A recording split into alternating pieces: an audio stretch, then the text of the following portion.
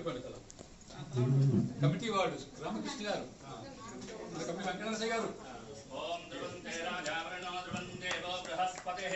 ధ్రువంతరింద్రశ్చాక్షరాత్మం ధారయతాం ధ్రువం ధ్రువాజ్జో ధ్రువాగ్నే ధ్రువాభ్యాసరితి విహరాశ్రముదారయాయ ముహూర్త శుభ ముహూర్తోస్తు ఏతత్ ముహూర్తకాలే హృదయాదినానాం గ్రహాణాం అత్యంత ఆర్భూయతా ఫలసిద్ధిరస్తు.